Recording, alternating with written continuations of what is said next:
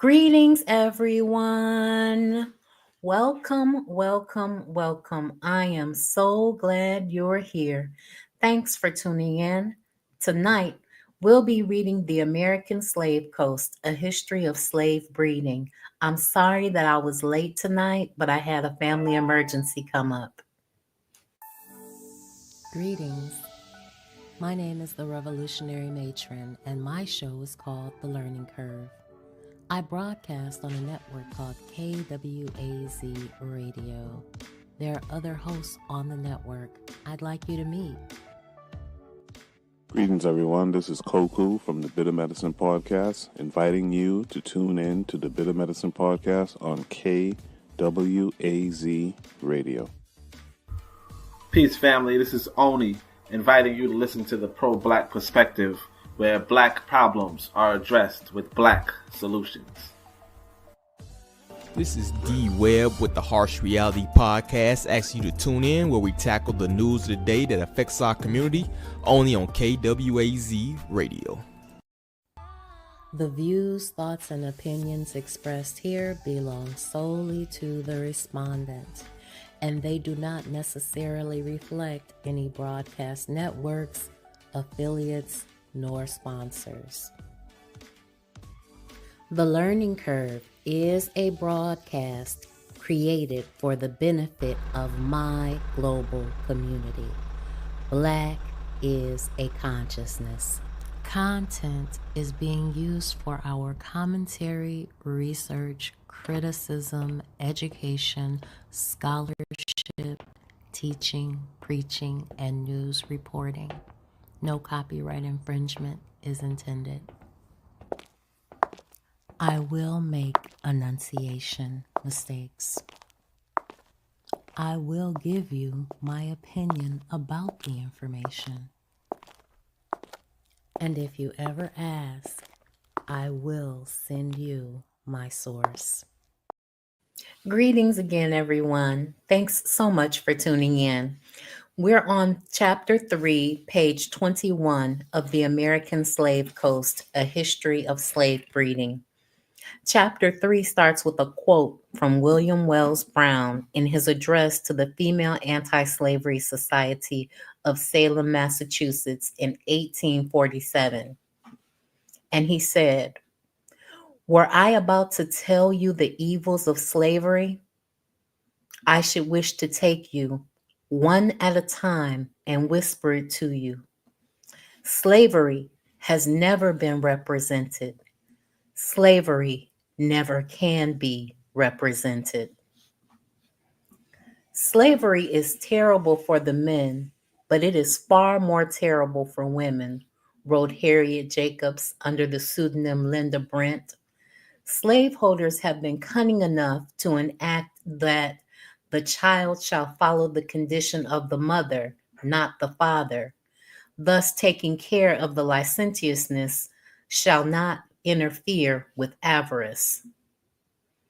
Jacob's memoir, Incidents in the Life of a Slave Girl, written by herself, describes her abuse by Mr. Flint, whose real name was James Norcom of Eden, North Carolina. Only one of only a few 19th century slave narratives written by women, it is perhaps the frankest in its treatment of sexual exploitation. And a quote from her book: "The slave girl is reared in an atmosphere of licentiousness and fear. The lash and the foul talk of her master and his sons are her teachers. When she is 14 or 15, her owner or his sons or the overseer, or perhaps all of them, begin to bribe her with presents.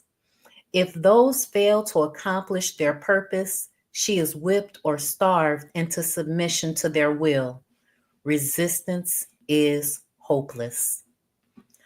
Like Louise Hughes's memoir, Jacobs was one of more than 100 slave narratives published in book form in the 19th century United States. All but forgotten until the 1960s, These testimonies have now become more familiar outside specialist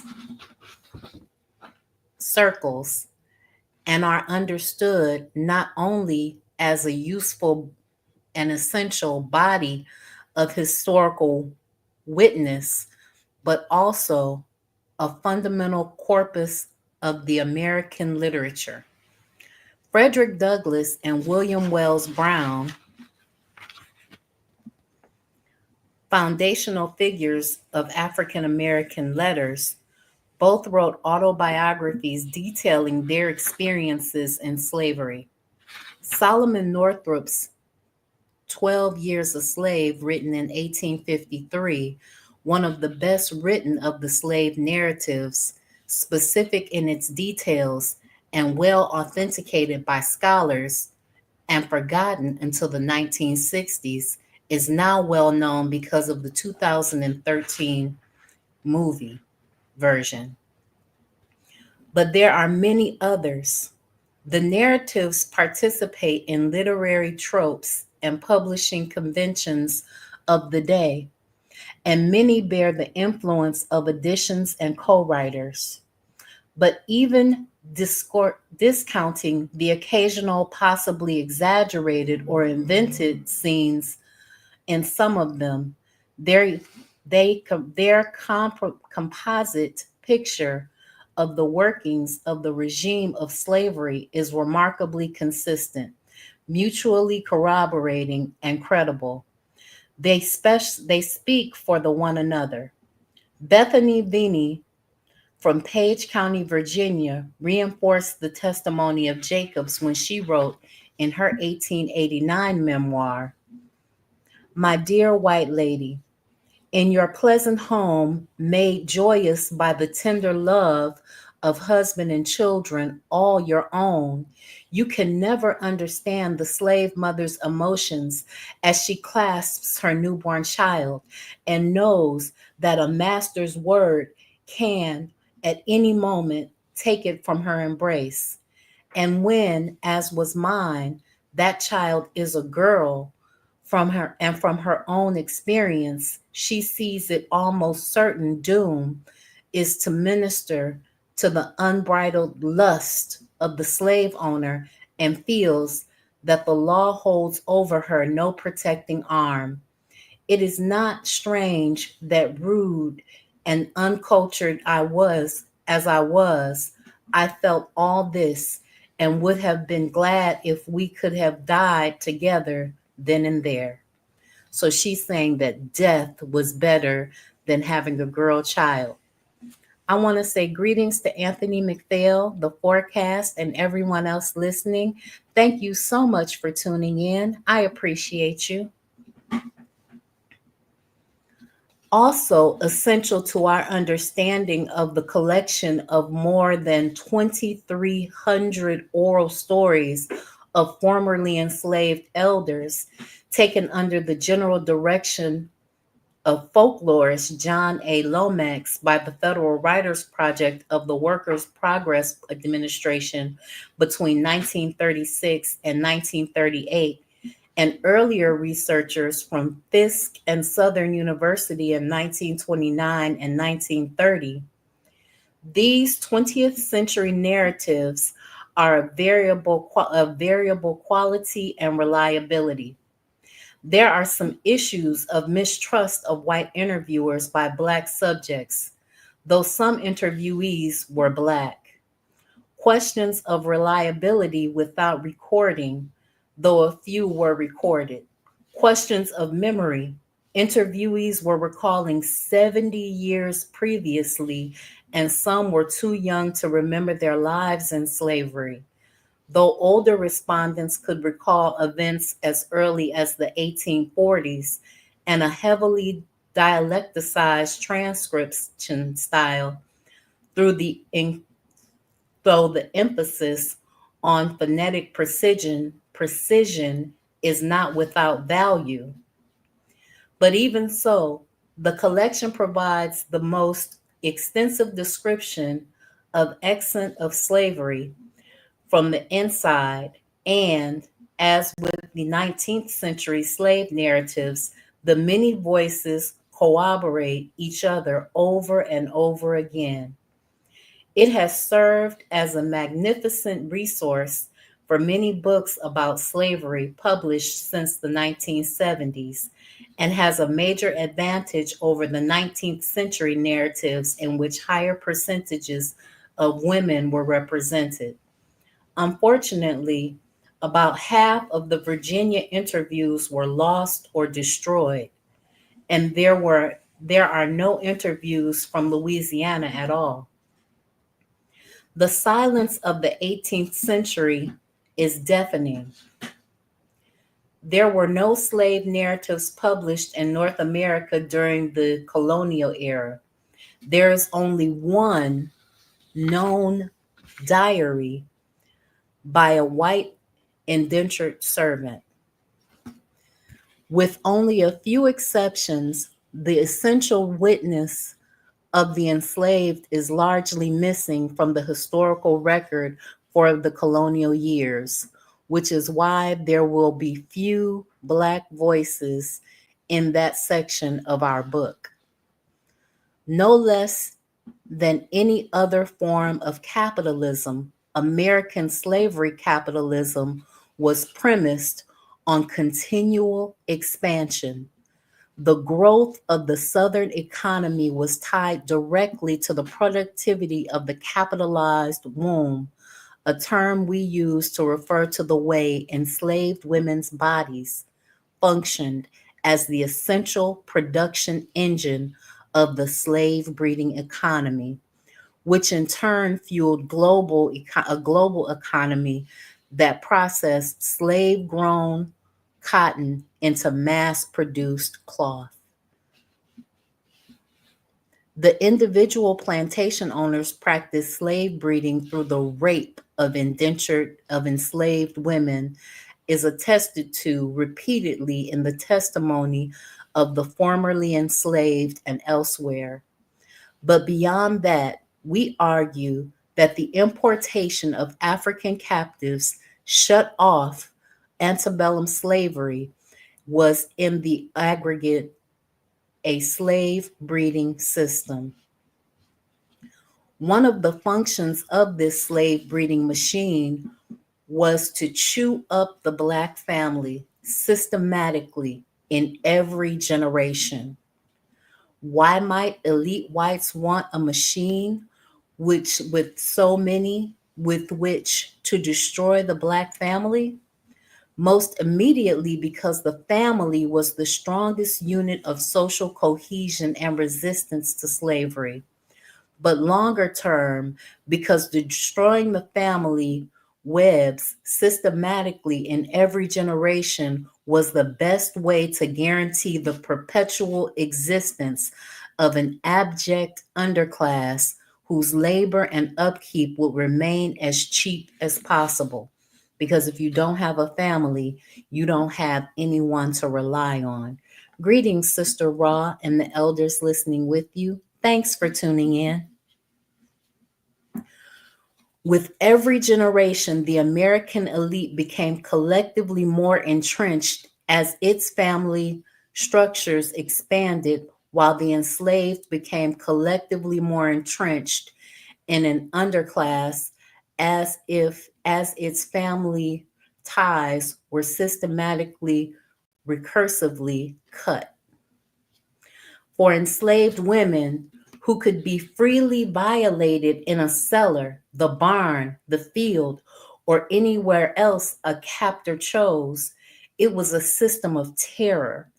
Beyond the purely venal incentive of unrestrained sexual activity, the existence of a market in young people created a financial incentive for slave owners to intrude into the reproductive lives of enslaved women, leading to what Richard Folliant calls an intrusive policy of demographic engineering. A blunter way of saying it is a forced mating. Enslaved women would be assigned to enslaved men by slave owners or impregnated by white men who had access to them. Forced mating was sufficiently widespread to be documented in a surfeit of all examples. From the presidential slaveholder level down, during James K. Polk's presidency, his brother-in-law, Robert W. Campbell, who was watching the plantation for him, promised the president in a letter of purchase young girls for him with the purpose of force mating them with Polk's young men. When I go down to the plantation, he wrote, I will act according to my best judgment about the husbands and wives of your people. I want to take down likely young girls for wives for your young men, as there are no great population or proportion of men on your farm for those women. So they discussed and talked about how they would be able to use the enslaved people, breeding them as cattle.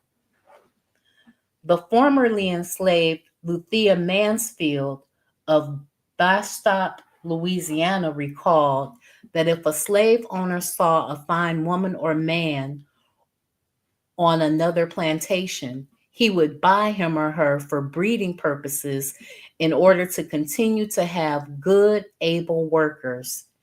If he didn't bring them on the same farm, he would arrange for them to breed from each other. Charles Grandy, enslaved in Virginia, recalled that Massa would stop the old nigger trader and buy you a woman. Wasn't no use trying to pick one, because Massa wasn't going to pay that much for her. All he wanted was a young, healthy one who looked like she could have children, whether she was pretty or ugly as sin. James Green, half Native American and half African American, sold away from his mother at the age of 12 for $800, recalled at the age of 97 in 1938 in San Antonio, Texas, that no one had no say as to who they was going to get for a wife. All the wedding ceremony we had was with Pinchback John, the slave owner, pointing fingers, who was our wife, who was whose wife. Much less did the wife have any say. Before abolition made the term too notorious to use beginning in the 1830s, slave sale advertisements might bluntly extol one or another woman as a breeder, meaning that she had been proven in her ability to give birth to a healthy children and to recover, to reproduce again at a time when many women died from childbirth. If a woman wasn't a good breeder, she had to do work with the men's, said Green. But Pinchback tried to get rid of women who didn't have children. Fannie Moore, interviewed in North Carolina in 1937, recalled that, as it was transcribed, the breeding women always bring more money than the rest. Even the men, when they put her on the block, they put all her children around her to show folks how for sure she can have children. Mary L. Swearingen of Bastrop, Louisiana, paraphrased her enslaved grandmother, saying, whenever a woman was an extraordinary breeder, she was mated by the master to his own accord.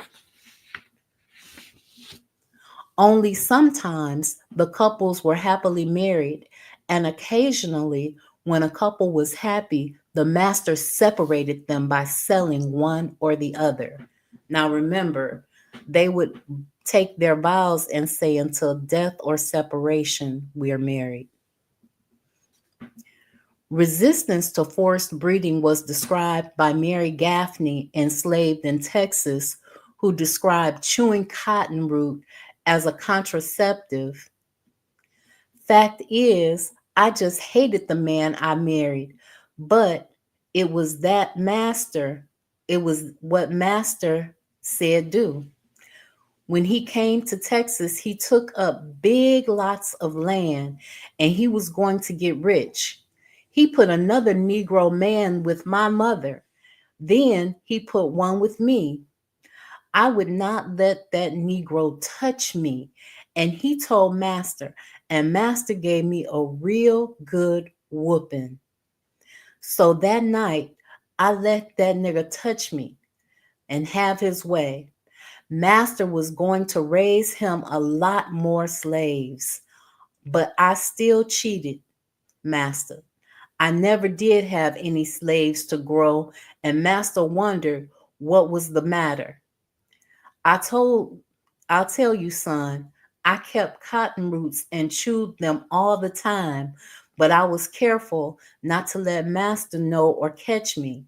So I never did have any children while I was a slave. Greetings, Bwana Haguziki. Thanks for tuning in. We can't quantify forced mating. Eugene Genovese, who tried, estimated that forced marriages affected perhaps 1 out of 10. Every slave owner was free to set his own rules, just as some provided better material conditions for their captives than others. Some allowed them leeway in choosing partners, and some did not.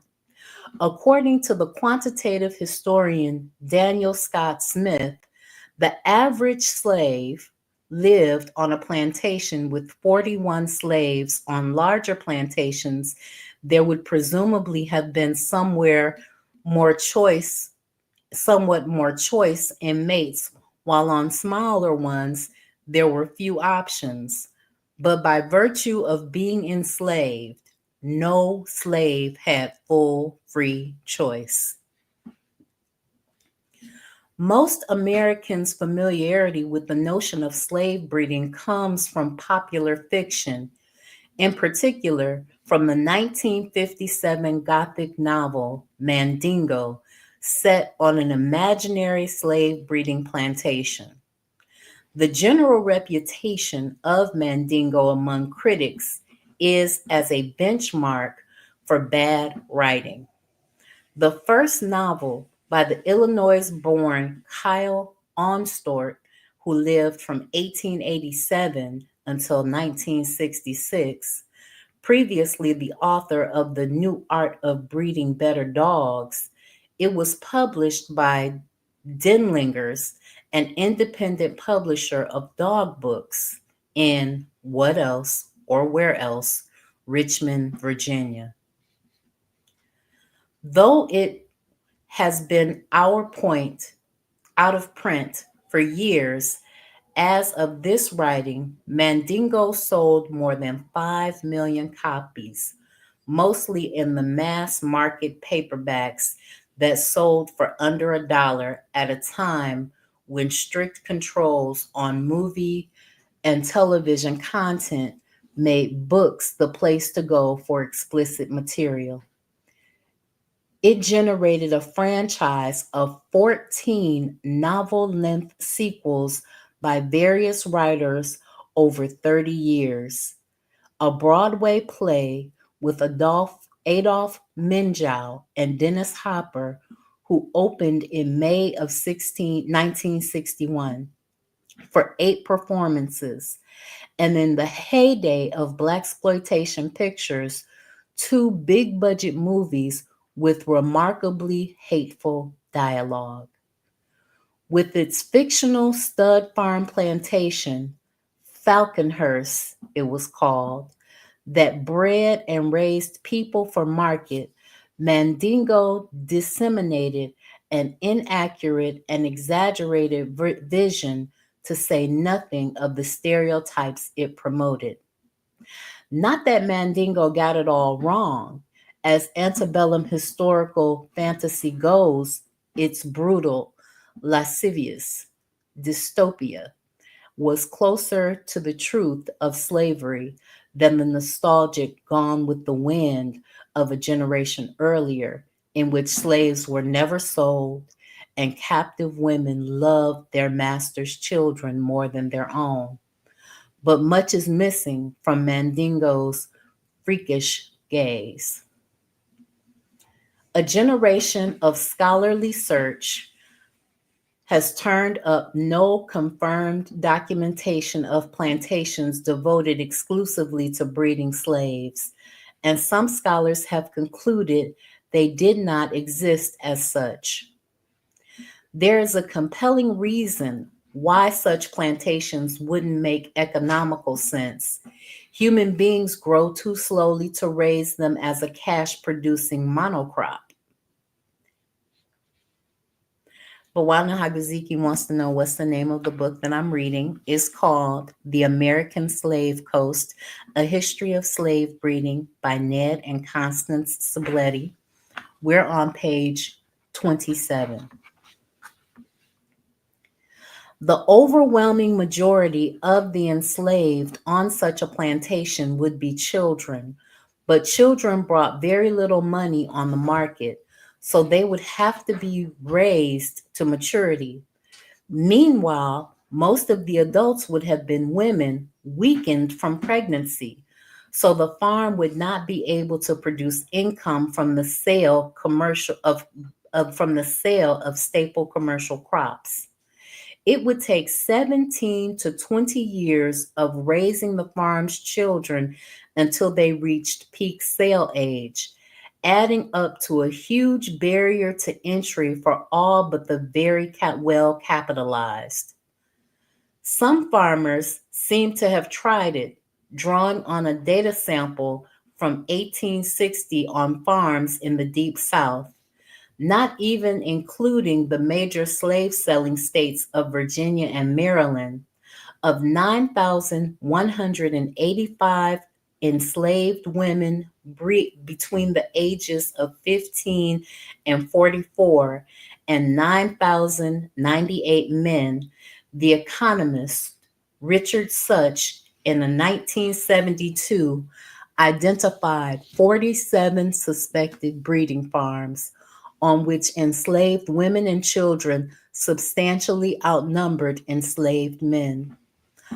A farm in Drew County, Arkansas, had only 2 men, but 22 women and 27 children. Another in Wake County, North Carolina, counted 28 men, 38 women, and 120 children. Michael Tadman, whose Speculators and Slaves is the landmark study of the demographics of the interstate slave trade, suggests that there might be other explanations for the gender imbalance of such as data. Abroad marriages to another plantation, for example, were common, though it seems unlikely that could explain away the Drew County farm. The meaning of such as data, suggestive as it is, remains within the realm of speculation. But perhaps the most plausible explanation for the Drew County farm is that there was a slave raising plantation, possibly relying on what several Federal Writers Project interviewees called stockmen, poorly men, who were used as studs for large farms of women, as dramatized in Mandingo, and who did not have to do as much field work. There is some testimony, although not a lot, from diverse parts of the South that at least a few such breeding men existed. Jephthah Choice, born in 1835 in Texas, noted that his master was almighty careful about raising healthy nigger families and used us strong, healthy young bucks to stand the healthy nigger gals. When I was young, they took care not to strain me, and I was as handsome as a speckled pup and was in demand for breeding. Later on, we niggers was allowed to marry. Wes Tucker of Whaleyville, Virginia, told the told of us called a stud man.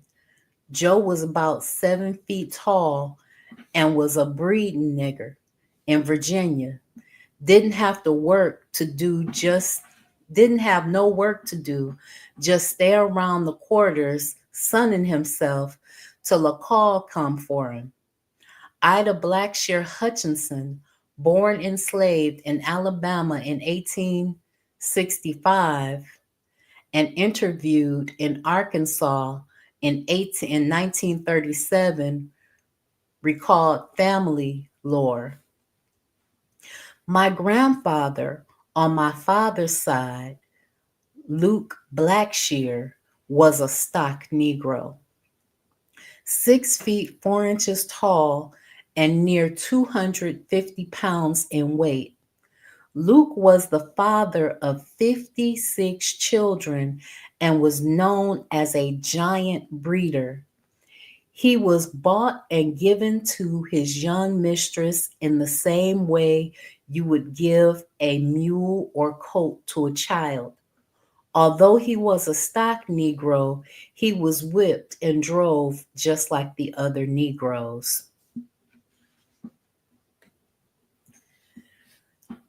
Where there was one particularly horrible kind of operation in which this kind of slave breeding would have been profitable, and it appears to have been an inspiration to Onsort, who, as a teenager, met Uncle Bob, whose name was Robert Wilson, the direct inspiration for his character of Meade the Mandingo. According to Wilkerson's April 12, 1948 obituary in Elgin, Illinois' Daily Courier News, the accuracy of which he could not independently verify, he was 112 years old when he died in Elgin State Hospital for Veterans and was a Black veteran who served in the Virginia Infantry, which was to say, the Confederate Army, in 1862 and 1863. There are already two unusual, perhaps suspect features in this story: Wilson's extreme longevity and the very rare situation of a Black soldier in the Confederate Army. The obituary did not mention Wilson's local legend status for allegedly having fathered hundreds of children at different plantations, but Wilson himself talked about it freely. While it's not possible to confirm or deny Wilson's tales of being used vocationally as a rapist of enslaved women, it's clear that one, Onsort did not make Wilson or his story up. Two, Wilson told his story to a number of people. And three, there are mentions, albeit not very many, in oral histories from diverse populations in the South of such stock men. Certainly, there was no reason that such an arrangement could not be put into practice, and it is consistent with the dehumanizing logic of the slave market. Illinois journalist historian John Musgrave fills in some details, though it is not legal on its own. though it is not legal to own slaves in Illinois, people did. Moreover, slaves were rented out or hired from Kentucky sometimes, more than 1,000 of them, to work in the salt works near Shawnee Street. The Carolina-born John Hart Crenshaw, who began working as a young man in the violent, lawless environment of the salt works, apparently raised his capital to get into business by kidnapping free people of color and illegally selling them away. He subsequently leased salt works from the United States government and became a very wealthy man, renting large numbers of slaves to do the brutal work of salt making. Yes, that man had 56 children. And yes, that man's job was to have kids, but he was not obligated to take care of him. That was Big White Zaddy's job. Over a criminal career that lasted from the mid-1820s, when he was indicted of kidnapping, until the secession, Crenshaw appeared to have kidnapped hundreds of free Black people, including in 1842 his cook Maria Adams and 7 or 8 of her children, whom he sold for $2,000 to John G. Keigendall, a slave trader based in the then independent Republic of Texas, and his father, Lewis. He was said to have kept his victims in a holding pen cubicles on the upper floor of his mansion called Hickory Hill, still standing today, known as the Old Slave House, outside the ironically named town of Equality, Illinois. According to Musgrave, Anne Onsort, who wrote an article about it in the October 1959 issue of True, the men's magazine, that's where Robert Wilson came in. Crenshaw purchased Wilson, apparently in Virginia, at the age of 20 in 1856. He put him to work, so goes the story, to impregnate the women held captive at Hickory Hill, a vocation Wilson claimed to have performed previously on other plantations, either to sell the children into a record high market or because pregnant women and mothers bought a higher price than women whose reproductive abilities had not been proven. That Crenshaw was a kidnapper, trader, and that Wilson was Crenshaw's captive between 1856 and 1859 seems to be well established. Was the third floor of Hickory Hill a rape room, or was that just a lurid tale?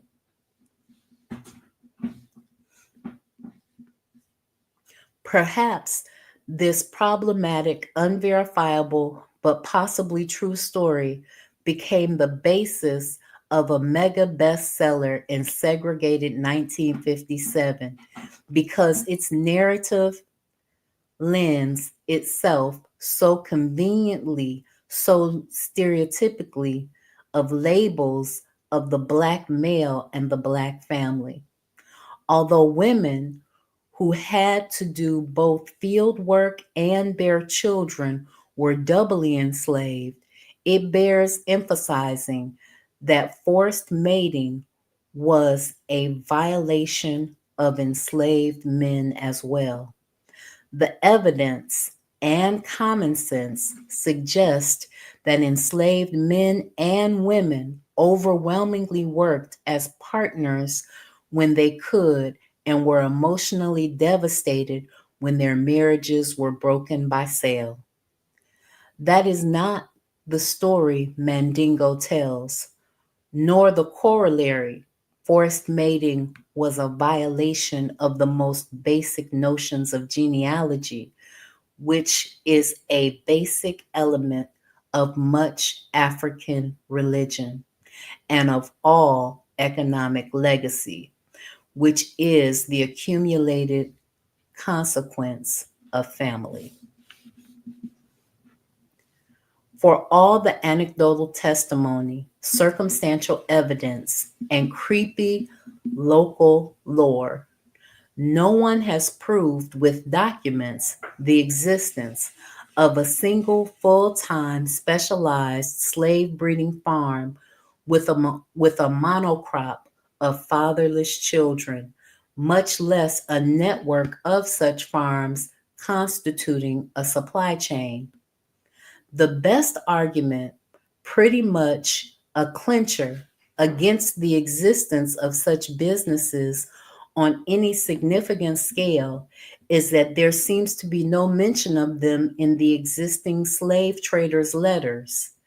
If such farms existed, they would have existed to supply traders, and mentions of them would presumably have turned up in traders' records, which so far they have not. So, to be clear about the subject of our book, we do not contend that slave breeding was conducted by means of the business specializing solely in human reproduction, though such operations may have occasionally existed. But that doesn't mean slave breeding didn't take place on a broad scale, only that it wasn't practiced as an isolated profession, meaning they didn't have specialized farms for breeding, because it wasn't profitable to have a slave breeding farm. It was profitable to have brothels, to have sites where they would to have instances of rape and assault. But it was not profitable to have a place where the women and the children were, and there were few men that didn't do the work, that were just exclusively slave breeders. They often had other crops. That's what they mean by slave breeding wasn't a monocrop. Slaves weren't the same kind of cash crop as tobacco or cotton. Domestically raised slaves and staple crops functioned together, complementing each other's economic function, or bringing financial stability to the farm operation.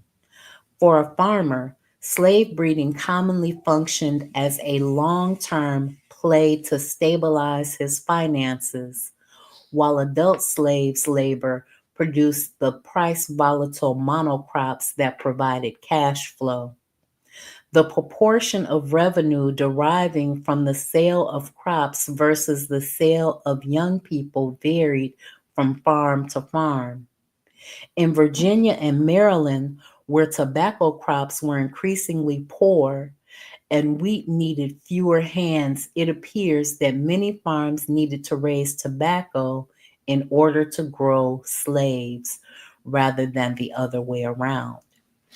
Every farm where the enslaved had children was a slave breeding farm, if only because every newborn slave child increased the estate's net worth. But some farms were net consumers of slaves, as was the case in the rest of the hemisphere, where the enslaved died more often than they were born. In the United States, the rice plantations of South Carolina and Georgia and the sugar plantations of Louisiana were slave-consuming areas. And where there was a conversion cycle, as land was cleared and farms were established, territories that formerly brought slaves from settled areas joined the growing ranks of sellers of slaves to the frontiers, becoming slave breeders instead of slave consumers. Slave breeding was premised on continual expansion. Continual expansion.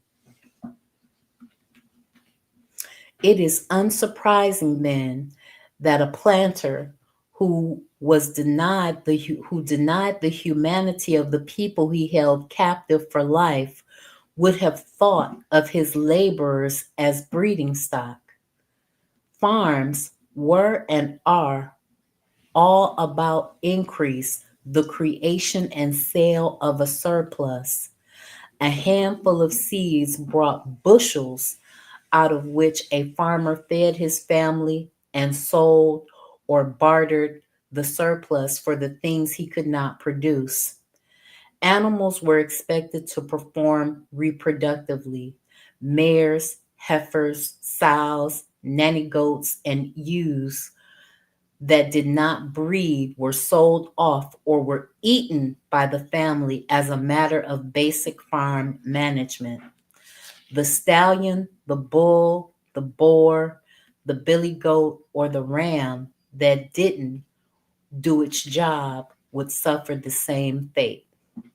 Runts were killed without a second thought so that the mother's nourishment would go to the stronger offspring. Slaves, whose legal status was comparable to that of livestock, were expected to provide the farm owner with marketable children. So you can imagine that those women went through the exact same types of cullings that the animals went through. There are occasional mentions of inducements for women who hit a procreation target, a frock, a piglet, a few weeks off from field labor, before laws prohibiting manumission were passed. The grand prize was emancipation, as in John Guthrie's 1761 will in Virginia, which stipulated that if Jenny brings 10 live children, she would be freed. Slave breeding was premised on continual expansion. But the real incentives were negative.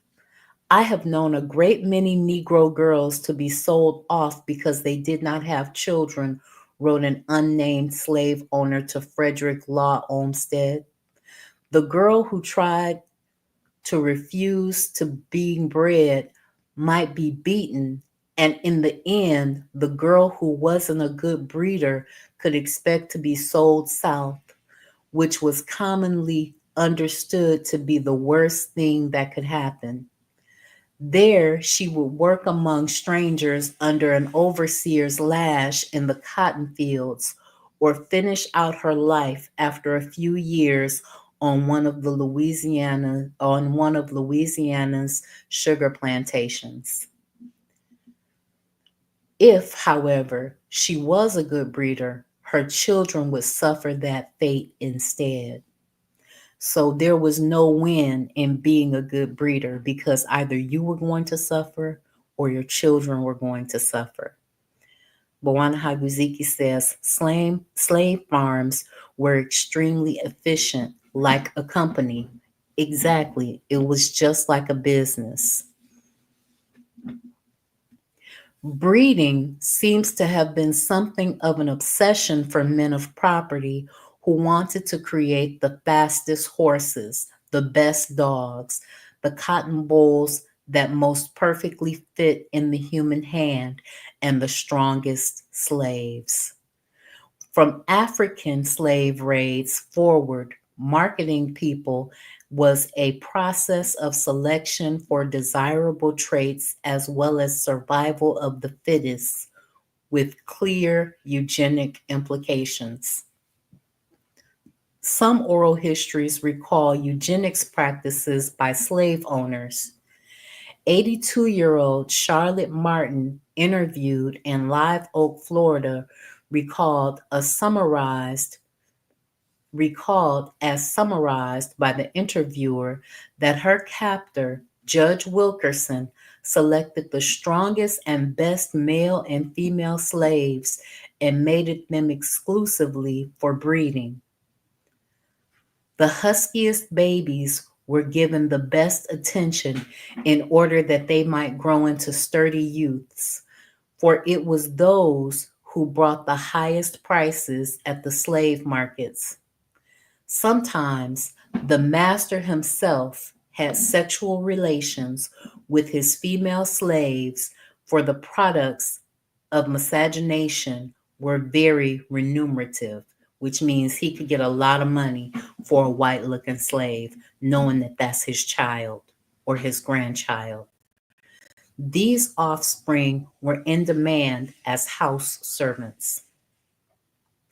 Henry H. Butler, born in Virginia, transported in a group to Arkansas in 1863 to escape Union forces, subsequently educated and interviewed in Fort Worth, Texas, at the approximate age of 87, recalled that the slaves were allowed to marry, but were compelled to first obtain permission from the master.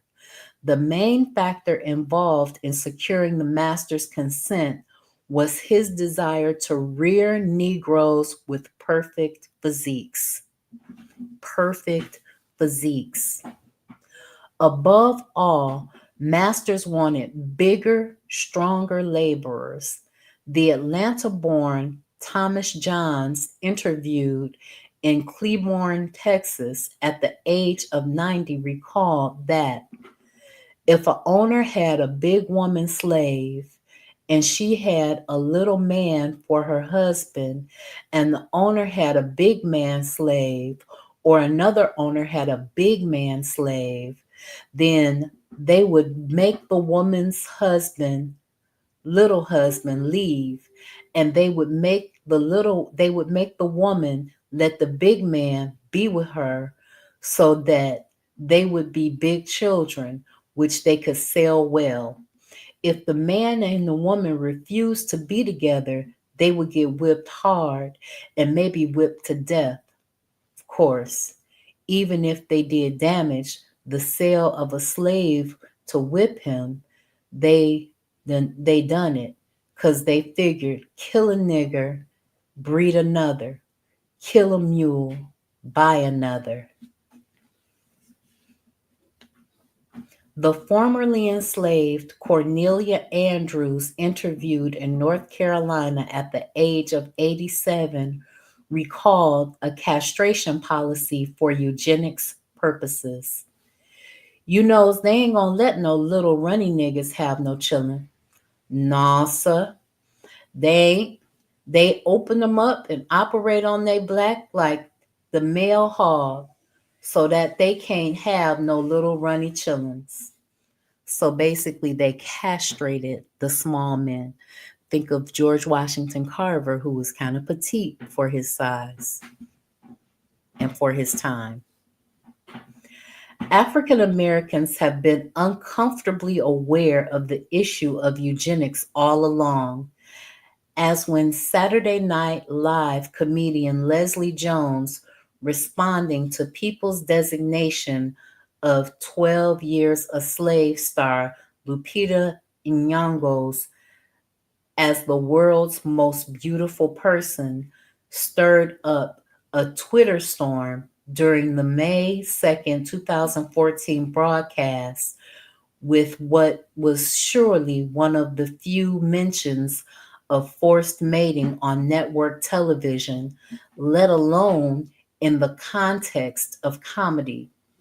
Nyong'o, born in Mexico City to Kenyan parents, in other words, not descended from American slavery, had recently won the Academy Award for her role in 12 Years a Slave, in which she was stripped naked and whipped on camera. Jones, from Memphis and descended from slavery, contrasted her large physique with Nyong'o's petite one, drawn on the enduring power of the Mandingo franchise to make her point, saying, "See, I'm single right now, but back in the slave days, I would have never been single. I'm 6 feet tall and I'm strong. I mean, look at me. I am a mandingo. I'm just saying that back in the slave days, my love life would have been better. Master would have hooked me up with the best brother on the plantation every 9 months. I'd be in the corner having a baby, a super baby. Bwana says they were breeding NBA players and football players at that time. Absolutely, they were. They wish they could do it now. And every so often in popular culture and in newspapers, they say things like they want to put the best athletes together, like a Serena Williams and a LeBron James, or a Michael Jordan and a Simone Biles, or however they want to pair them up. And every once in a while in pop culture magazines, you'll hear the owners talking about this, and they still call them that, owners. And have you ever noticed that on draft day, they size them up? They make them stand there and they are sized up from head to toe. They are measured, their prowess and ability is gauged. So they still do this. The auction block still exists, but they are now $10 million slaves, $40 million slaves, $50 million slaves. So this thing is still going on to this very day. And we can't deny it. It was an attempt at transgressive humor, presenting herself as a product of the eugenic process achieved through recursive rape and euphemized as the love life. She hurled the image of the blatantly exploitative mandingo at the studied artistic 12 years a slave. After Ebony.com senior editor Jamila Limriu, among others, took offense to what she said and what she saw in Jones's minstrelly presentation, Jones tweeted back, "I would have been used for breeding straight up. That's my reality."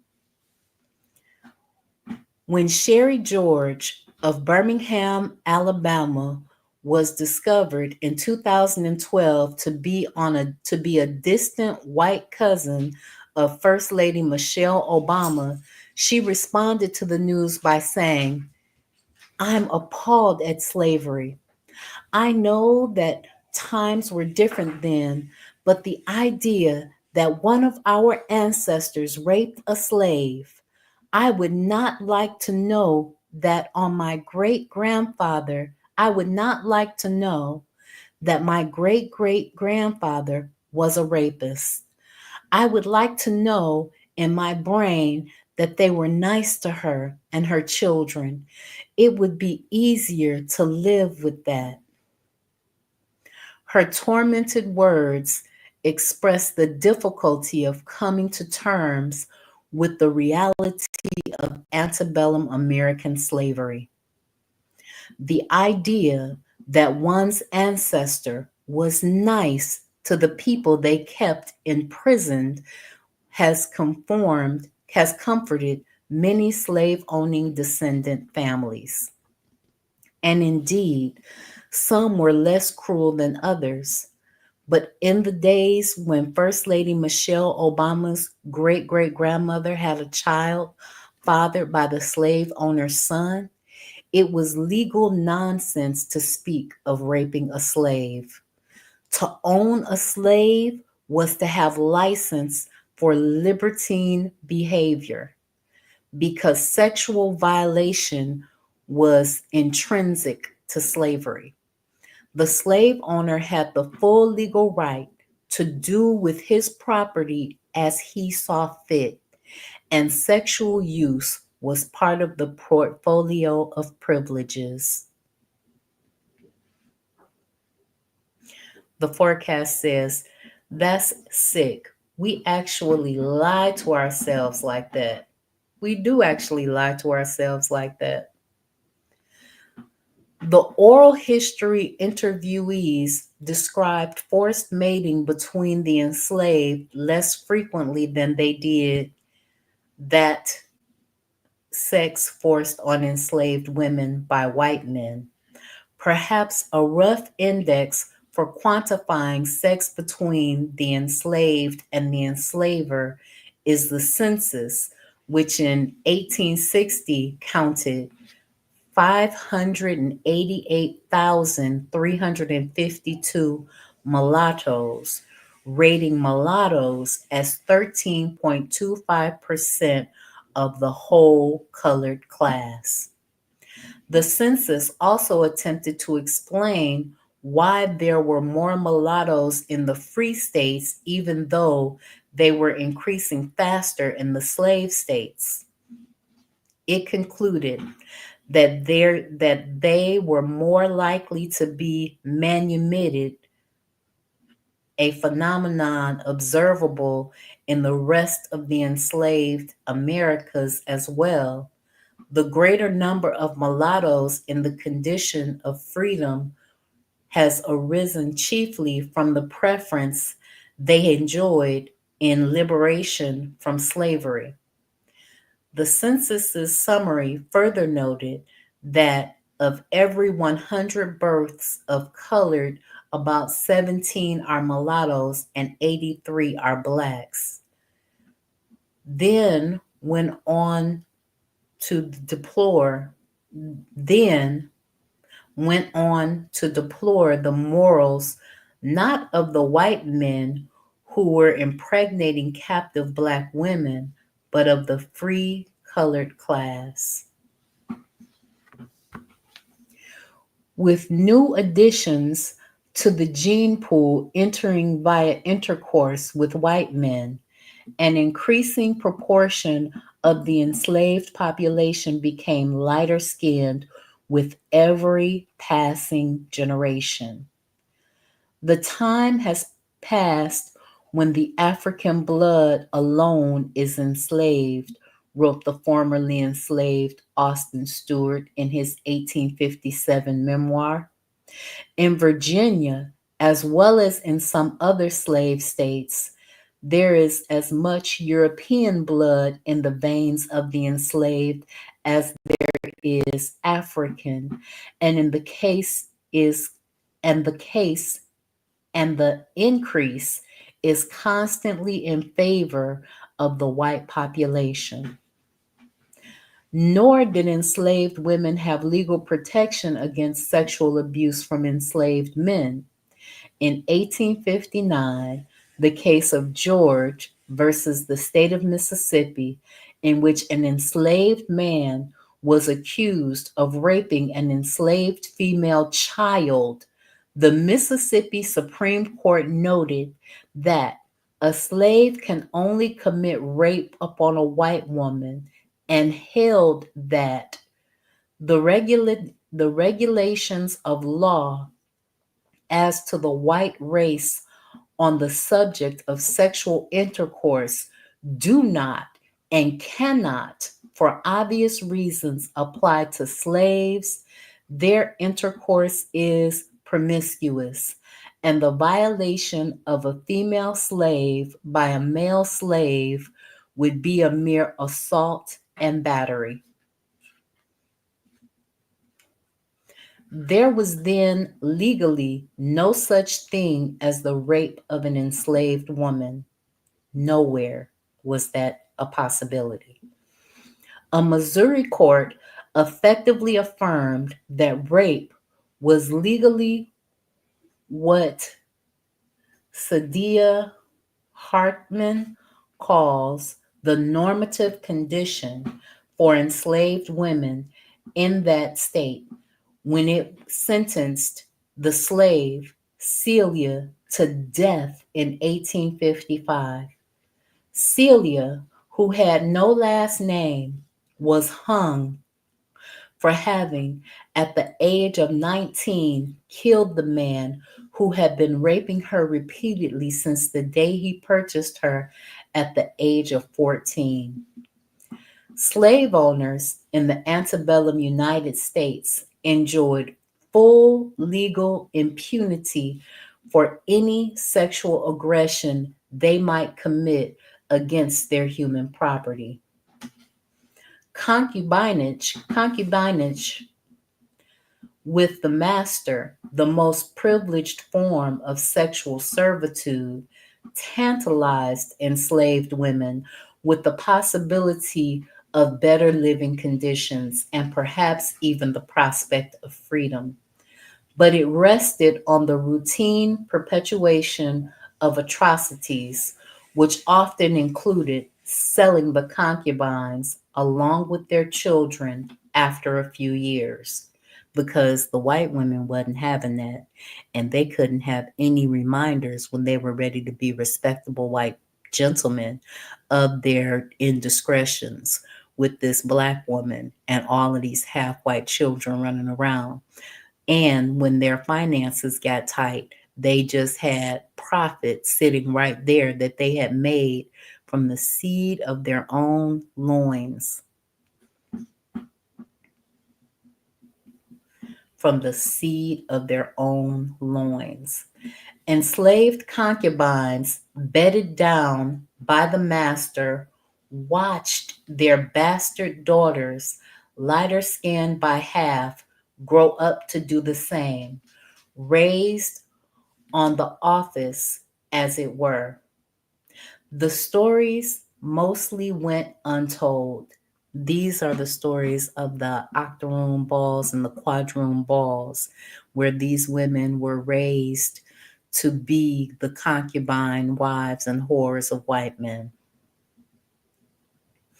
Thomas Jefferson's second-generation family concubine, Sally Hemings, must have strongly resembled his deceased wife, Martha, since according to Madison Hemings, Jefferson's son by Sally Hemings, the two women had the same father, the slave trader John Wales.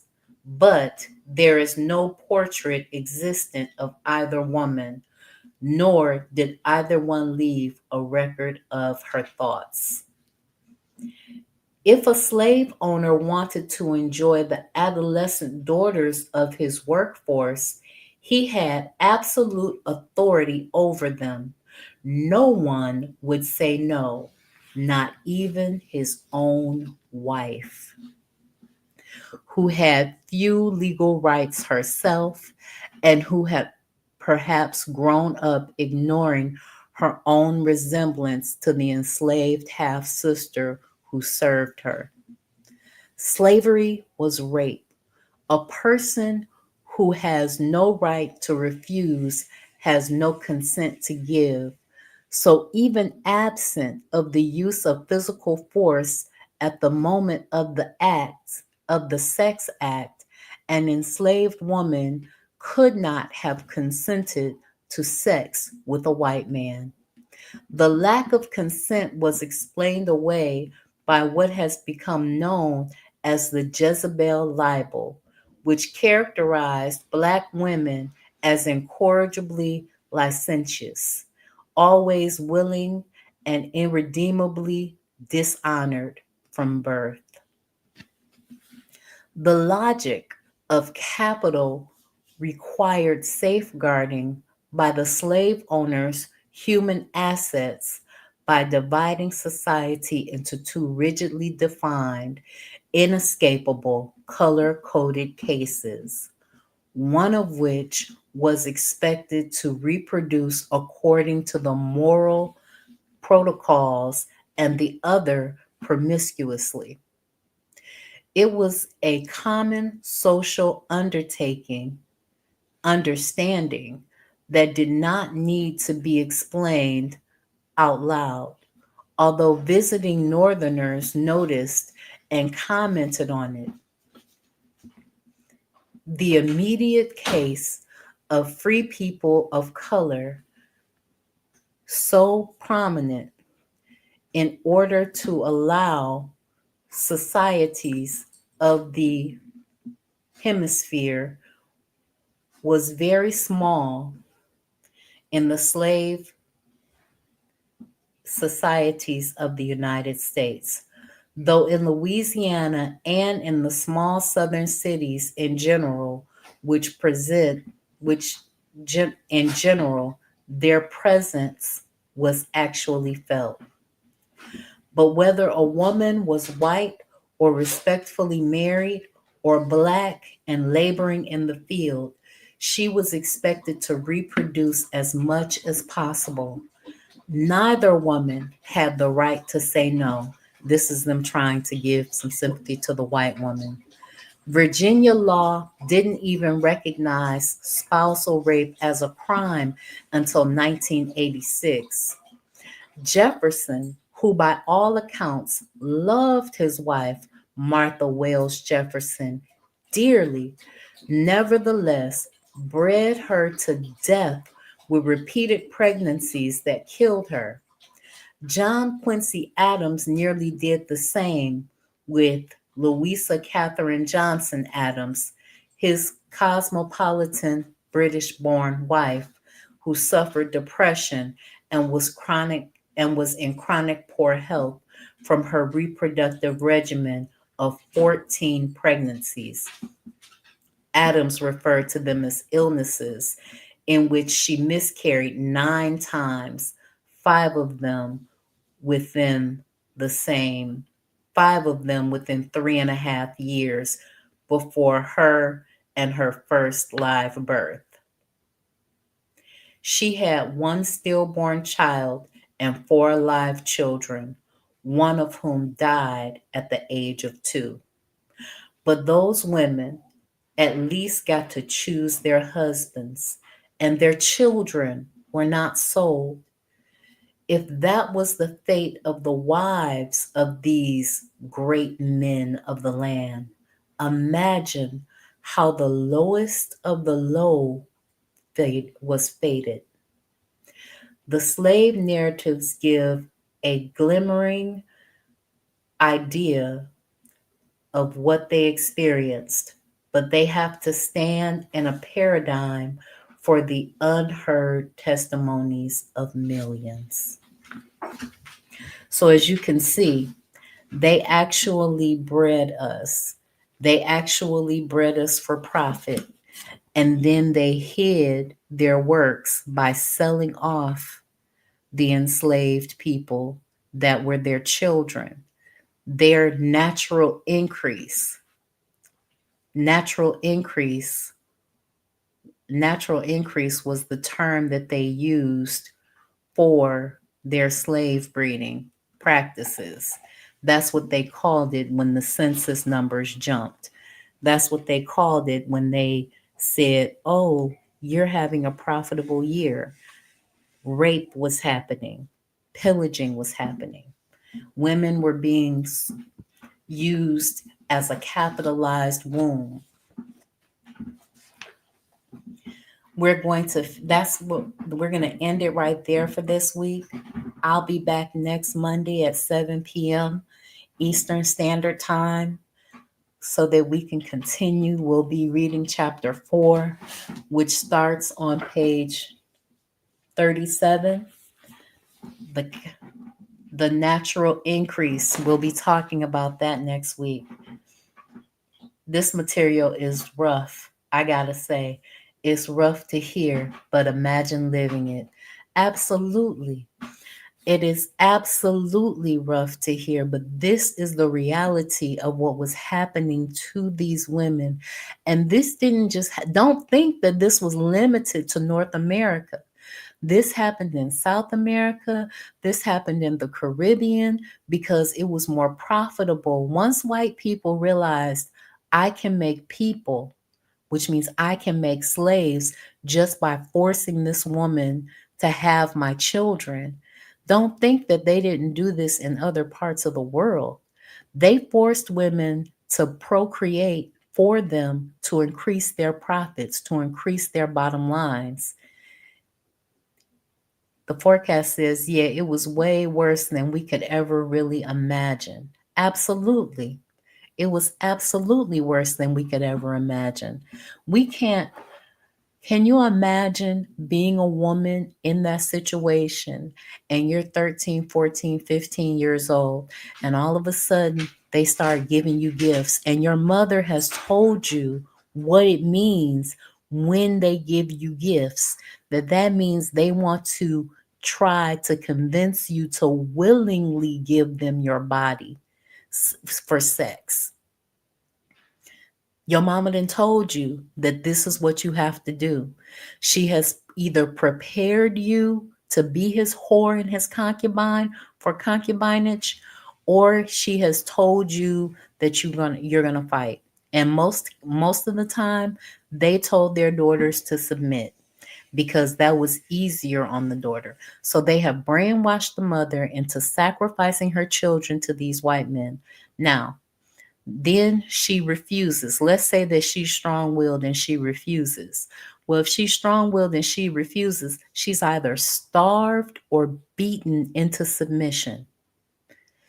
Greetings, greetings, MG2. Thanks so much for tuning in. Imagine being a dad having to allow this mess. Yeah, imagine being a father, but you didn't know who your children were. There are stories of them making slaves mate with bags over their heads so they didn't know who they were breeding to. There are stories of men being sold off and away from the plantation or hired out to work somewhere else, not knowing that he even has these children. They did everything in their power to cut the natural familial ties that Black people had one to another, be it taking the children away, selling the father off, selling the mother off, giving the baby away to be raised in another place and in another space. They did everything possible to cut the familial ties that would normally bond women together. Okay, that would normally bond families together. Excuse me, I said women. That would normally bond families together. They have put you in a place and in a position where you are trying to not get pregnant because you know what type of life your child is going to have. So you don't want to reproduce, but you are forced to reproduce. And as the one formerly enslaved woman said, she ate cotton root as her contraceptive, and she didn't have any children for that master while she was a slave. So there are stories of this herb called bitter apple that enslaved women would eat and consume. There are different tinctures that they would put on themselves to draw the baby out. I don't know where this mother wisdom came from, but they had that knowledge and information. And maybe it was just the sheer will of the fact that they didn't want to get pregnant by this man and have a baby for massa. Maybe that's what it was. But they knew these remedies, and these remedies worked for a lot of different women. The forecast says, Bwana Hagaziki, imagine being a husband and they take your wife or mother and daughter to be a comfort girl, and you have to sit there and wait for them to be done. Could you do that? Greetings, MG2. How are you tonight? Always enjoying you and your wisdom. I mean, I came on kind of late, so I think I brought it up last time that I had my mom gave me the Slave Coast in the audiobook version. I believe this is what she gave me. It was a while back. I don't know if you had a chance to check out Kebuka by Amalamu K. Baruti. Mm-hmm. That is almost it gives even a more horrifying picture as well. I mean, just one cannot imagine the horrors of. I mean, I could give you a thumbnail sketch, and I've given everyone the actual. Of course, our enemies, for lack of a better term, tend to minimize what has happened to us, and I understand that. Of course, the thief hides his crime. The murderer hides his murder. but if you go into that book, Kebuka, and I'm glad you brought, because this is a very important topic. I mean, this is so important what you're saying. The gravity of it is literally what we're experiencing today, and it's only going to get worse. If you read it, I mean, think about, I'll give you a thumbnail sketch. There are parts of Central Africa that have, of our family, our Black folks, that have never seen the coast. And that's how we lived back in the day. I mean, we had of course, it was very communal. One would call it tribal, but that was just who we were. Now, keep in mind, it takes sometimes, you're walking for 9, 10, 11 weeks just to get from Central Africa to the coast. And remember, this is all over Africa that we've been, completely destroyed.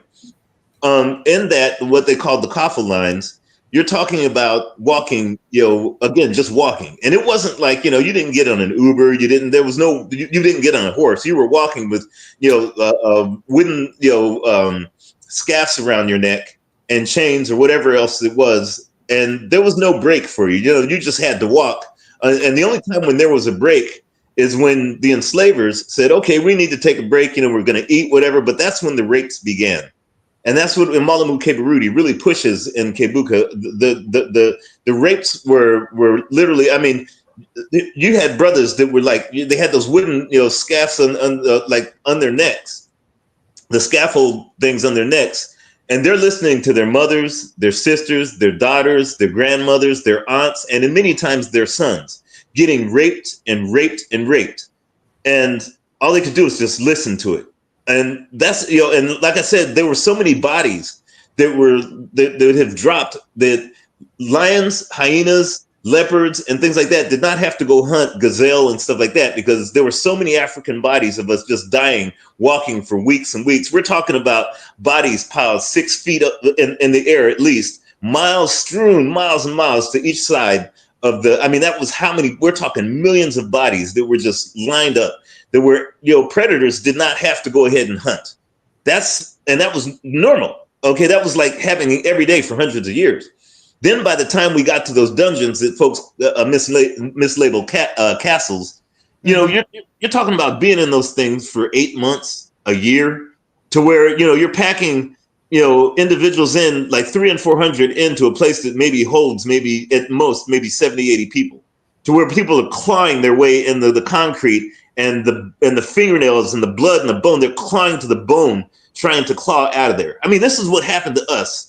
And then keep in mind, the rape's still going. If you've ever been to one of those dungeons they call castles, they had little secret tunnels that went from the slave quarters, i.e. the dungeons, all the way up to where the Europeans would stay, where they, their little hotel chalets. And those little, because I've seen it with my own eyes, those little back when I had eyes, when those little tunnels were where the enslavers would go down and pick a child, pick a mother, like I said, sometimes pick a son, and just drag them up there and just rape them consistently over and over and over and over. There were so many times where there were lines going as much as 1/4 of a mile long of children that were lined up to be raped by rabbis, by Catholic priests, and whatever. I mean, this is something that was so, we can't imagine the pain of what,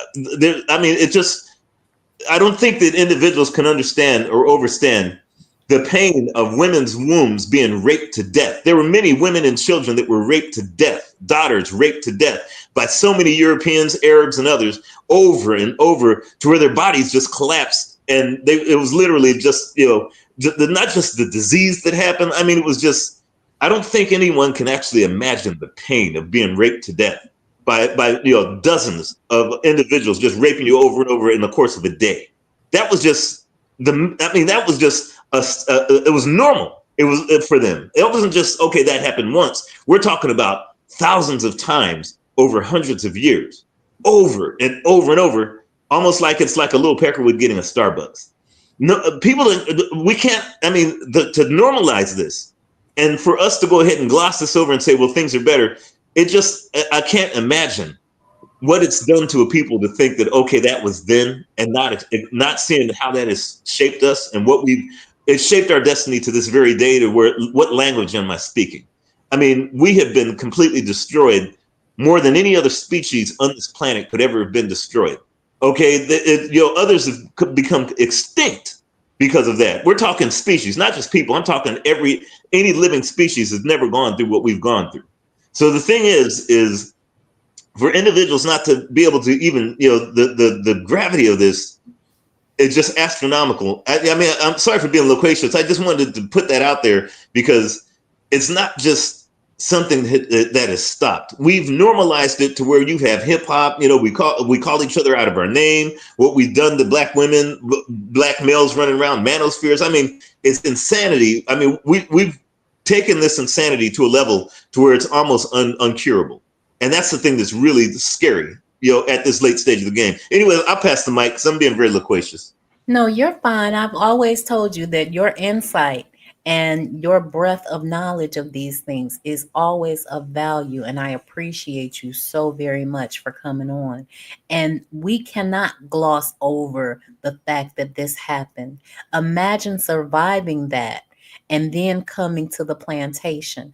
Imagine being forced to groom your daughter and your children to endure that because that is how they can survive, and thinking that you're doing the right thing by preparing them for this horrible cave beast to take advantage of them, to rape them, to deflower them, to just force themselves on her in an attempt to get her to survive, to get her mind right.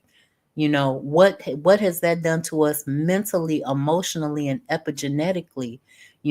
That post-traumatic slave syndrome, where a mother has trained her daughter or her son, worse yet, to endure this because Massa gonna really like you. Massa did it to me. It's gonna be okay. Thank you so much for that, because that's happened to our minds to this very day. I see it. I've experienced it in terms of what has happened in terms of, don't fight back. Just, be successful in this so-called society. That's a form of mental rape that happens to this very day. That's happening, and in particular to black males, which is very sick and sad. Here's what I mean. And I'm glad Juana brought something up on those plantations it was so horrendous what had happened to us just getting toward the coast. To know that's where the horror that us getting from Africa to the coast and all the horrors that had happened. Again, Kebuka, he goes through a lot of it, which is, it would turn one into a terrorist overnight that's really clear thinking, knowing what has happened to our people. When we were on those floating coffins called slave ships, the horrors, because remember, you're out at sea. And you've got temperatures going from freezing all the way to, tropics where you can't even breathe. It's like breathing in a sauna. And you're on those floating coffins for months. And a lot of times, of course, why do you think that women threw themselves over the ships? Men did. Brothers, they were like, I can't protect my family. I failed. Just the failure. It's like I failed everything that I was as a man. I failed my family. I failed my culture. I failed everything, having to listen to his daughter be raped over and over and over, and then turned against him. The European is very thorough in how much of a demon it is. Not just the European, but all its ilk, Arab and all of that. They're very thorough. And so there was a lot of brothers that said, look, I would rather die because I'm just a failure. I'm going to crash out right now. And then the women saying, okay, we know we're completely unprotected because we know if our hero, the man that's going to put us to the future, our man crashes out, I'm going to jump over this ship too. I don't even want to think about procreating. Like I said, they have changed nature of how many millions and millions of African bodies were in the sea, of us being thrown over, of shipwrecks, you name it. There were so many bodies that the shark to this very day follows the same trail because it's still looking for the African meat that has been, we're talking millions. Remember, over 156 million of us in the North Atlantic slave trade alone. And that's on the low ball, over 156 million of us are in those seas. Okay. And the only, it was like 4% of us survived. So we're talking about how it changed nature. Now we're looking at what happened on those plantations, and that's where, because now you're in the cave, you're in the snake's den, so the snake can do anything it wants to you. Just thinking in terms of that, I'm gonna tell you, sister, not one day goes by that I'm not thinking about killing as many as I can. I got to be real. I'm thinking about how can I destroy as many as I can of my enemies. But the thing is, it's sad, is we've been so mentally raped and raped over and over for centuries that now that's not even a thought in a black male's head, not even a black woman's head, to where black women are telling their sons, you have to give your sons the talk because, you don't want to upset mass. You don't want to upset the status quo. You got to believe in Joe Biden, or even worse yet, Trump. Go take a vaccine, do whatever they say, make sure, you just want to go along. And here's the real criminal thing. And I've gone through it, and it's sad because I can't blame those that do it. I could say this is just the indoctrination we've gone through. When a mother says, man, I'm proud of you. You've got that degree. I'm proud of you. You're now a captain in their military. I'm proud of you. You've got a Grammy. I'm proud of you. You went to this college. I'm proud. I understand that that's something that, it's a paradox, because what it is like you're striving in this wicked system, and what you're doing is amalgamating that son in order to be that devil that produced that son. And here's what I mean. Us being proud of the accomplishments we make in someone else's society that has raped us and destroyed us for centuries, even though that is a measure of saying at least we're doing something, that is also saying, damn, we're destroying ourselves. We are now amalgamated into the devil that created us, okay, that created the devil within us. And the thing is we've been so mentally colonized or mentally raped that even our accomplishments are not our accomplishments. They're accomplishments and accolades in someone else's society that someone else says, now you're something, now you're important, because now you've not only have you amalgamated, but now you're codified into one of us. Like I said, it's a paradox, okay? Because a lot of times we get very, very like, how can you destroy? I went in their military and I did this, or I went ahead and I got this degree or whatever, but still yet, that is promoting someone else who is going to do the same thing to mentally rape us, to where we won't fight back, to where we only get over there and we sit back on each other and preach amongst the choir about, look what they did to Carmelo Anthony, look what they did to this guy, look what they did. No, the bottom line is this. Dr. Bobby Wright said it. Blood debts can only be repaid and must be repaid in blood. The only thing that an African person who's thinking clearly every day you wake up is, I have an enemy and I don't know what's going to stop me from killing as many as I can. If you're not thinking about that every single hour of the day, then you got some problems. In other words, that mental rape is epigenetic and it's forever. I'll pass the mic. You're absolutely correct. Blood debts must be paid and repaid in blood. And the fact that they continue to try to propagandize us against repaying that debt in blood in their films and in their popular culture, even the fact that we say white women are the biggest birthers of mass shooters, is a problem for our society, because we should be raising mass killers. We should be raising the ones that are so frustrated and so upset and so well prepared to take them out, that they should be on a high alert against us. Because see, they know this history. They talk about these things. These things are the things that Mima and Pop Pop whispered about when they think about the glory days. But we don't tell and pass this history down to our children, which is one of the reasons why I do this work, because our children need to know.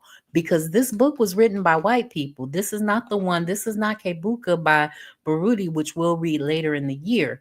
This book was written by white people. So even this, as graphic as it may be, is a sanitized version of the reality of what this system did, of what they did to us for profit, in an attempt to drive up and increase profits, because it is their nature.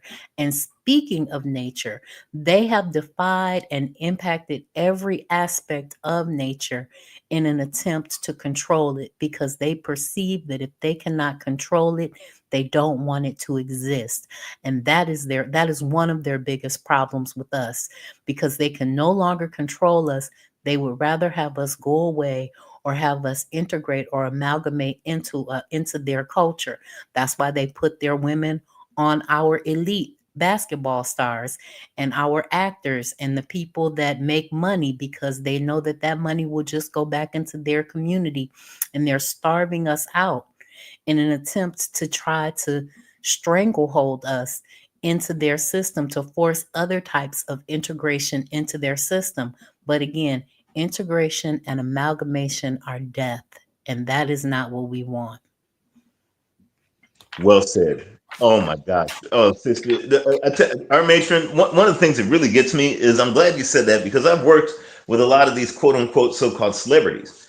Okay, and that's why they want you to. In other words, it's a way to go ahead and basically mentally or get at least the mental erasure of what someone has done to you by saying, I'm going to bring you up and celebrate you. Remember, celebrity means celebrate. Okay, we're going to give you someone to celebrate. Then everybody's going to want to be who's celebrated.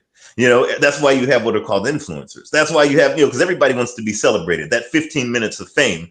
There was I can't remember, it wasn't Truman Capote, it was the other dude that said it. I can't remember his name.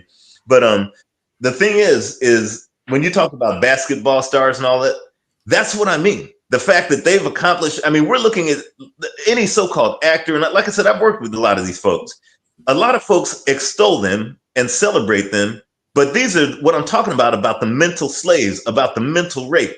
Because these individuals they've assailed themselves in the snake's den, for lack of a better term, saying, look at the snake. The snake has accelerated me to go ahead and think, so I can tell everyone this is what you want to be. My name is LeBron James. Look at how big look at the snake made me important. I'm a mouse that the snake says that everybody should be like me. I'm an influencer. Look at how much the snake gave me of little mouse food called dollars. Look at what it's doing. All we're doing is propelling the snakes in the snake den. I'm looking at this thing of geopolitical events that are happening nowadays. And I'm looking at this group they call Ansar Allah Houthis. They're Arabs or whatever they call themselves.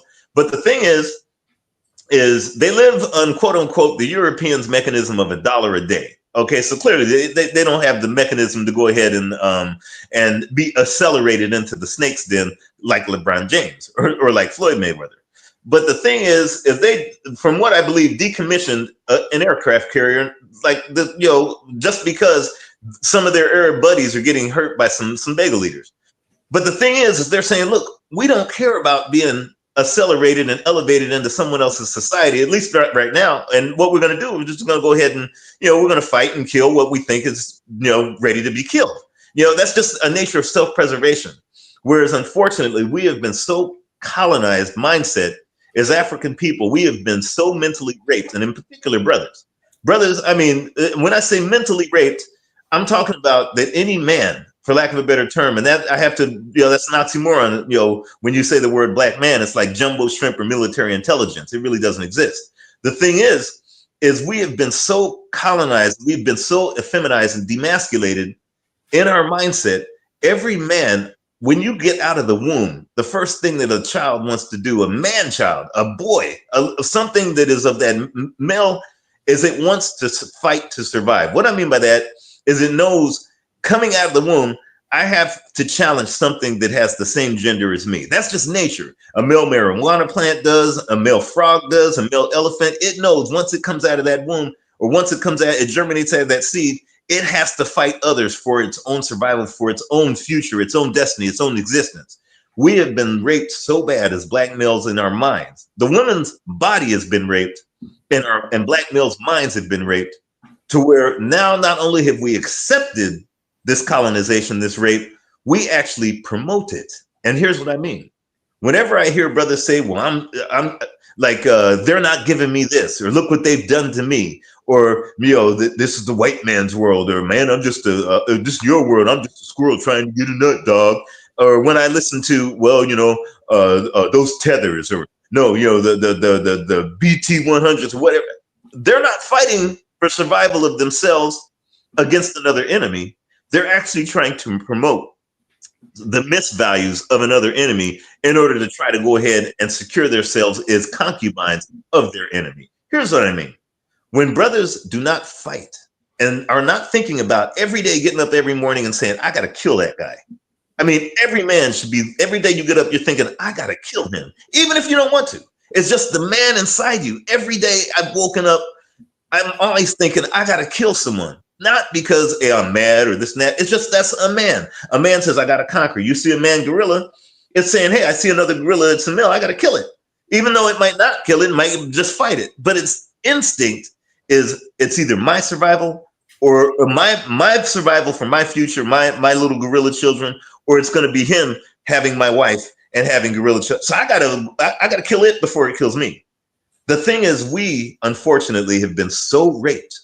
Like I said, the woman's body has been raped to where she wants to protect the children by saying, amalgamate into that society because I don't want to lose you. The man's mind has been raped so much to where he says, hey, she's right, amalgamate, and I'm not going to fight that. I'm going to do whatever I can to amalgamate. In other words, we're still men-child in our minds. And that's how like you said, this book written by Europeans, when you get the African context, and you're right, they sanitize everything they do, including the numbers of us that have been destroyed. But when you start to see exactly the depths, and even to this very day, as I'm talking to you, I look at our folks and I say, wow, I mean, I wonder if it is curable or if it should be at this point, even though I know it should. Anyways, I'll pass the mic. No, you're perfectly fine.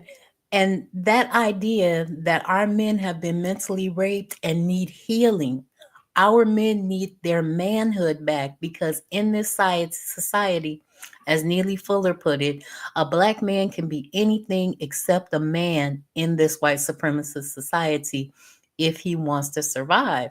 And so we teach our boys to be women. We effeminize them ourselves. They continue to look at our men as boys, from whether they're calling them boy or they actually treat them like boys. And we have to get to the point where our men re-embrace their masculinity and their manhood. When they talk about toxic masculinity, they're talking about the Black man coming into his own and coming into his self and having full knowledge and understanding of who he is. Greetings, Bwana Hagaziki. Thanks for coming up. How are you? Greetings, Matron. Respect to you, MG2. Great reading, by the way. Great reading. I remember some of the terms that you mentioned while reading this book. One of the terms you used was exceptional breeder. Exceptional breeder. No, I think it's extraordinary breeder. And then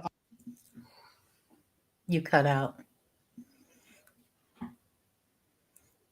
Bwana cut out. Bwana, are you there?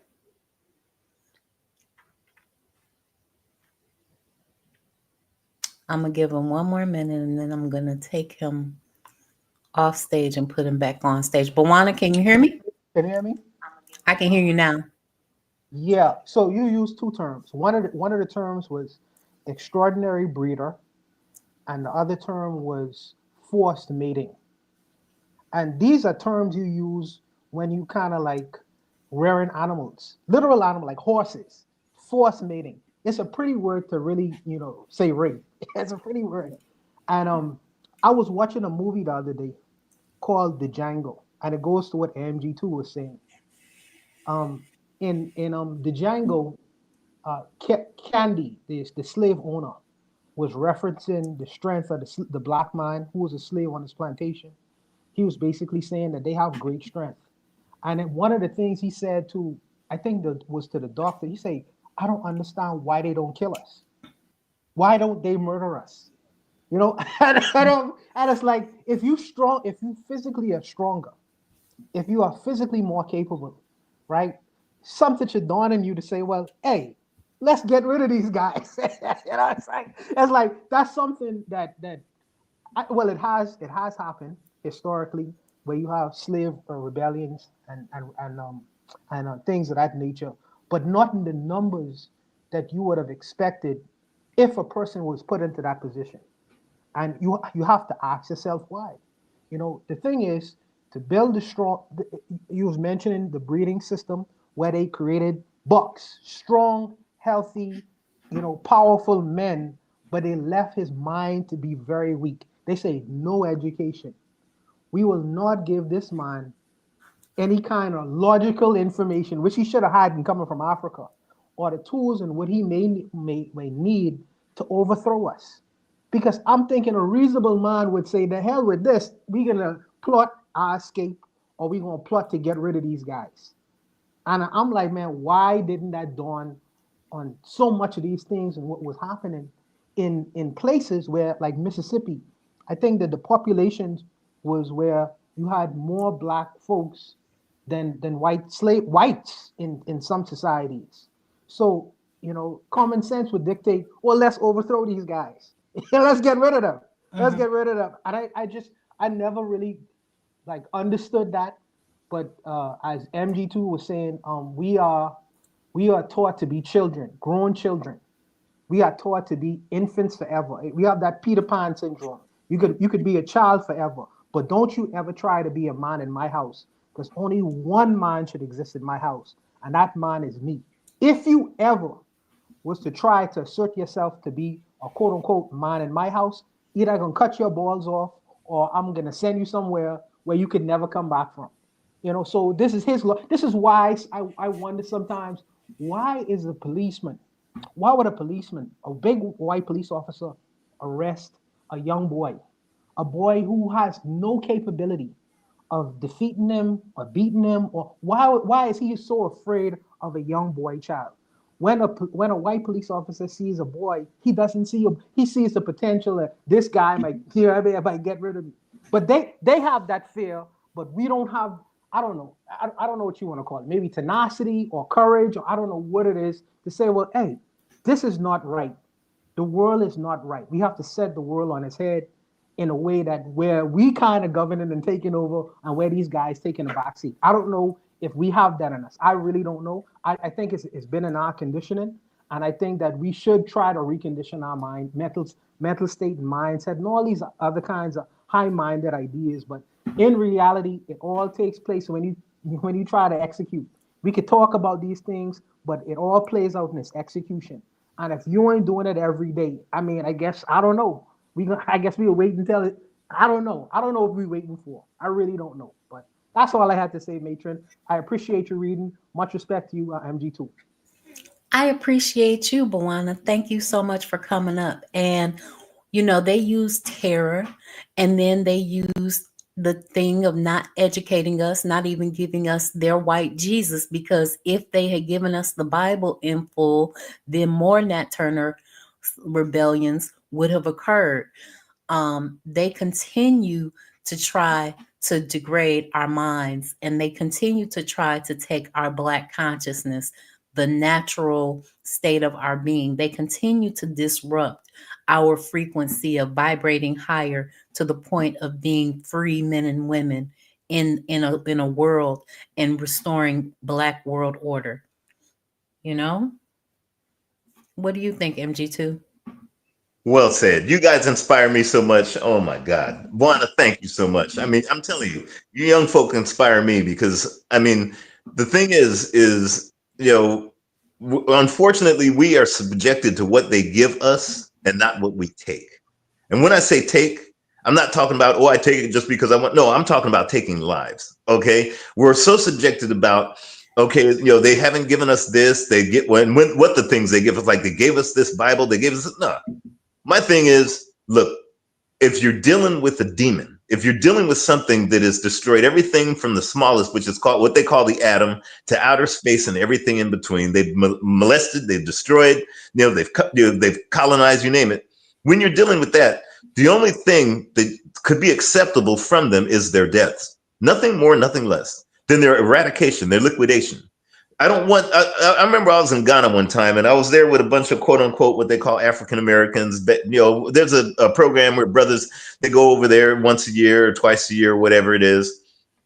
And we go to the slave dungeons, and it's an emotional necessity. But in terms of, as Buana said so very well, the execution of stuff, getting stuff done. That particular situation was lacking. And I'll never forget a brother over there. He was an older brother at the time. And he says, well, you're always talking about getting rid of these Europeans. You actually need them, because you need something as a reference in order for us to know what we're fighting. I said, no, I don't need a roach in the house to know that the house is not clean. I need to clean it. I don't need a rat. Okay, I don't need a virus in order for me to go, okay, I know what being well is. Okay, no, I would rather be well without the sickness. I would rather the clean house without the roach and the rat. I would rather know that without having the problem. So no, if my enemy is out there, my competitor, whatever you want to call it, because it's not a person, it's a species, whether it's European, Arab, East Indian, whatever else, I could care less. That enemy that's out there, that competitor that's out there, I don't need it in order for me to know I'm African. All I know is to get rid of it is the best, at the very least, what can be done. And as Buana said so very well, we can talk about a lot of stuff, but if you're not doing one thing every day to say, whatever I'm doing today, even if it's a small drop, or as my brother from Ghana said, small drops might make an ocean one day. He says they don't make an ocean now, but they will one day. If you're not working one thing one day in order to eradicate your enemy, then therefore you've become your enemy. I don't care what that, even if it's eating good, even if it's working out, even if it's developing something new, whether it's a nuclear bomb or a new way to fart. One thing every day that you do that puts you on that step in order to go ahead and destroy these bastards, excuse my language. If you're not doing that, then you've become them. I'll pass the mic. Absolutely. And they make us our own enemies because they take over our consciousness. And you have a lot of Black people, Black looking people, Black skinned people with a white mindset because they colonize you from birth, whether it's the injections and vaccines or their indoctrination system that we call the public food system. As you said so eloquently earlier, when we matriculate through their universities and institutions and jump through all the hoops to get a piece of paper that they say we are now qualified in their field to get a job in their system, they have only said, we now will accept you to be amalgamated or die into our system. You are offering yourself into their system. You have to stop asking them and begging them for information. You have to seek that information out for yourself because they are never going to teach you how to overthrow them. It's something that is born in you based on your knowledge of self and your knowledge of self-understanding and understanding what has happened to your people. Excuse me. Exactly. You know, I'm gonna leave you with this because you guys, like I said, it inspired me. You know, I mean, you always inspire me. One of the things is you know, it's how could I say this? After a lot of times that, you know, folks say, well, what should we do? What could happen? What if the thing is, if you're comfortable with wherever things are at right now in the world, then you're the problem with everything that are in this world. Here's what I mean. I always say that there's a statement that I like to say. I always say convenience breeds comfort, which breeds complacency, which breeds laziness, which is a disease that poverty soon overtakes. So if you're comfortable, if you have something that's convenient to you, like a college degree, so you can amalgamate into them, or a Grammy, so you could say, look what I got, or a so-called military, promotion, so you can say, look, I'm part of them. Doesn't matter what it is. Or even Reverend Chicken Bone that goes ahead and gets his, tax status. It doesn't matter. If you have convenience, you become comfortable. And a lot of times, of course, people want to feel comfortable. They don't want to struggle. Like, you don't have to go out and hunt for your food or grow something in the garden. You just call DoorDash. But that breeds complacency. And complacency means, well, I don't need to develop anything new. I don't need to fight. I don't need to go ahead and compete. I don't need to go ahead and even recognize who we are as a people. Well, when you become complacency, you become lazy. Well, I'll do that tomorrow. I don't really need to do anything. And see, what laziness does is that mathematical formula breeds poverty. And I'm not talking about money poverty. Because when I say poverty, people think in terms of European. Oh, money, you can't, you don't have this shoes. No. When I say poverty, there's a poverty of health. There's a poverty of security. Like I say, Carmelo Anthony took his destiny in his own hand, thank God, and he went ahead and protected his security with a knife. Mm-hmm. Christopher Dorner protected his security with a gun. Mark Essex protected his security with a gun, just like Colin Ferguson. So that there's a poverty even in spirituality, where you got individuals that are running around with a white Jesus on their wall. There's a poverty in terms of intellectual poverty. That's why we see brothers killing each other over Jordans that are only like $5 to make in China, but there's no intelligence to say, wait a minute, those things aren't worth killing each other over. When I say poverty soon overtakes, what happens is we become so comfortable with the status quo. Like I said, there's not a day I don't get up that I'm not thinking about taking someone's life. That's just the natural, it's the instinct in me saying, I'm not comfortable with this. I don't want to say that this is the status quo that I want us to be in. This is not the way that something is wrong with African people on this planet. And I'm not talking with us being wrong. I'm saying something is wrong in this world to where we're not taking over. Something is wrong that our status, our destiny, there's something wrong. And I don't like that. I'm not comfortable with the way things are for us, and I don't, and that keeps, and I'm glad I'm not comfortable, because that makes sure that I don't have poverty. When I say taking a life, I'm not just talking about words. Okay. I'm talking about like I brought up with these Houthis earlier, these Ansar Allah, they're not comfortable. And they're protecting. They don't have poverty. Every missile that they get hit with, they're like, thank you. We need another one, because we're going to send one back to you. Because we're not like those other folks that are comfortable going ahead and amalgamating into a society that they should want to destroy. I have to say that if you are comfortable with the status quo, then you're the problem because of the status quo. Thank you so much, you guys. And I'll go ahead and listen offline. And, again, is if either blood debts will be paid with blood, or you're going to end up going ahead and giving more blood. I'll pass the mic. Thank you, guys. Thank you so much for coming up, MG2. I appreciate you. As he said, don't get comfortable, because being comfortable in this system is, again, another form of slow death. Sister Ra even said that job thing that you go to is just another form of slavery, because that just means you have become a wage slave. And even during the time of our actual enslavement, they called them urban slaves, slaves that would hire out and work. They had to pay for their own lodging, they had to pay for their own food, and they had to give the master a piece of their income. So this is a perpetual thing that they do. They're always trying to figure out how can they extract wealth and value from you. They have hurt you. They have harmed you. They have raped your mothers, sons, daughters, and aunts. They have raped your mind. They have continued to try to take and take and take and take from you. At some point, you have to grab your African mind, grounded in your African spirituality and identity, whatever that is, because spirituality is not religion.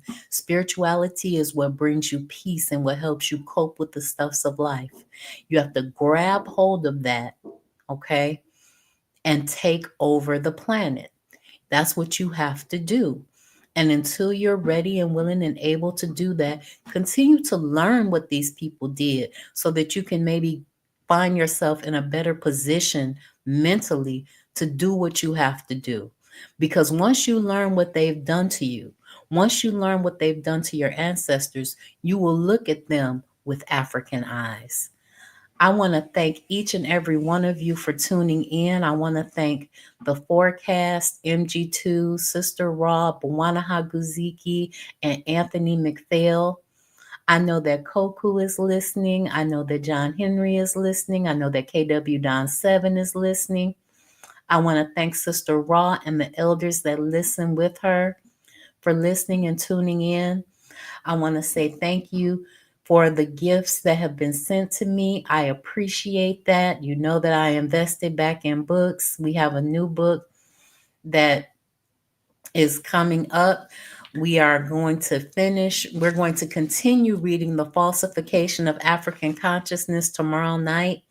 I thank each and every one of you for your support, for lending me your ear. And I try my best to give you the true and honest words that the authors have written and my honest opinions about them. So know that you have an enemy. Know that your enemy is plotting against you. Each and every day, they wake up trying to figure out how they can continue to run domination over you. Okay? and that you have to wake up trying to figure out how you can eradicate your enemy. Thank each and every one of you for listening, and I will see you tomorrow. Peace, guys.